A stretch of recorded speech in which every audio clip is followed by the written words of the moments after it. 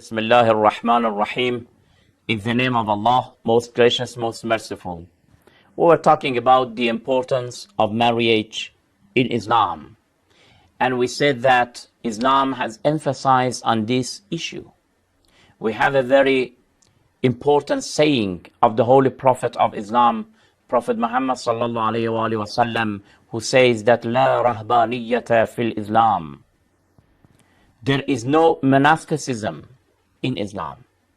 In Islam, we don't have monks. Islam does not want the believers and the faithful to live like monks in isolation without marriage. No, this type of life is not accepted by Islam. Islam is looking at the matter very really, in real. It does not have an idealistic approach to the matter. Islam says that man has the faculty of passion, and this faculty, this need, this nature must be answered. How can you meet with it? By marriage. The right way, not through the wrong ways. Islam does not want us to live in isolation and not to marry. The term of marriage is being used in the Holy Quran almost 200 times. It shows the importance. But sometimes, unfortunately, some parents, they postpone the matter of marriage for their children. They don't allow their children. They say that let him or her to do her higher education. Then what? To work and work to gain a lot of money. Then what? Do you trust in money? Do you trust in education? Do you trust in having a luxurious house? These things will not save us. You are mistaken. I gave the example of the son of Nuh. He trusted in mountain. He said that I will climb the mountain to be saved of the flood. But he was not saved. He drowned. Whenever you forget Allah subhanahu wa ta'ala, whenever you depend on your own talents, on your own power, make sure that you will fail. These means and tools in this world, we think that they are supporting us fully, but they will not.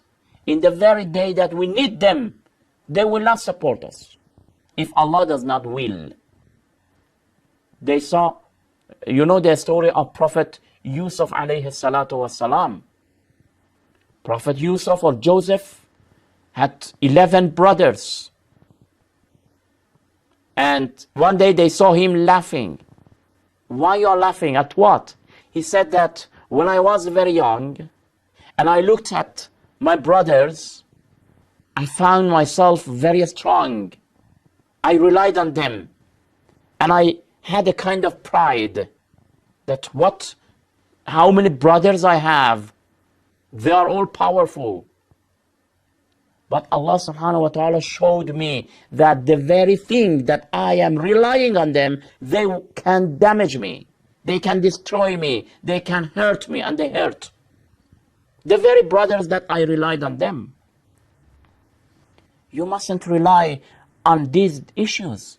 We don't want to say that you fight with your relatives, with your brothers, No, not at all.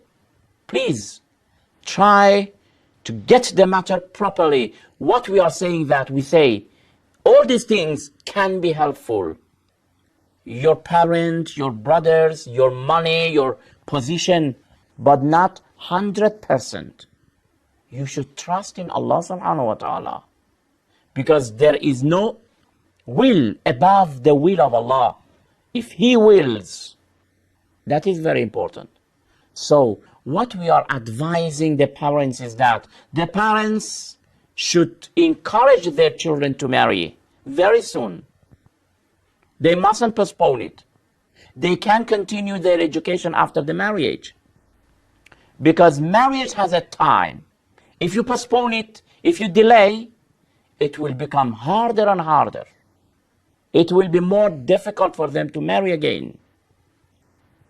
So as soon as you see that a boy has come for your daughter, what is important for him is chastity, honesty, truthfulness, humbleness, faith and belief. These are important.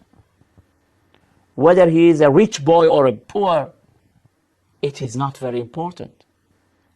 Whether he or she is very handsome or beautiful or not, of course, we say that it is important, but not the only factor, the only element and criterion. From the Islamic point of view, what is very important is chastity. How much the boy is chaste and the girl is chaste. On which background they are grown. What type of beliefs and faith do they have? These are important. So when you want to look at the factors or conditions that the spouse must have, these are the conditions, nothing else. The rest, you should trust in Allah subhanahu wa ta'ala.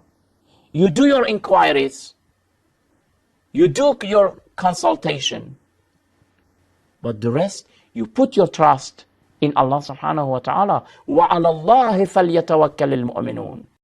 We should trust in Allah subhanahu wa ta'ala. If you encourage your children to marry, make sure that they will be safe in their faith and belief. They will observe their faith and belief. Then they will not go astray. Otherwise, the societies, the communities are full of corruptions, are full of satanic temptations. And for a single boy, single girl, there are a lot of dangers in the community. And because of the very powerful faculty in them, very easily they will go astray. They will be misled. They will be attracted by a lot of satanic powers in different forms. Then you will lose your daughter. Then you will lose your son. So guarantee their safety, their prosperity, their tranquility by marriage. Don't take the matter very difficult. Don't put a lot of conditions for boy or for girl. That if all these conditions gather together, then you will allow. No. What is important is honesty, truthfulness, piety, God-fearing, faith. These are important. Otherwise, to put, for example, a very expensive dowry, do you think that it will save the life of this couple? It will not. It will not. So inshallah, we will continue to talk more about this matter in next program. Until then, thank you very much. Wassalamu alaikum wa rahmatullahi wa barakatuh.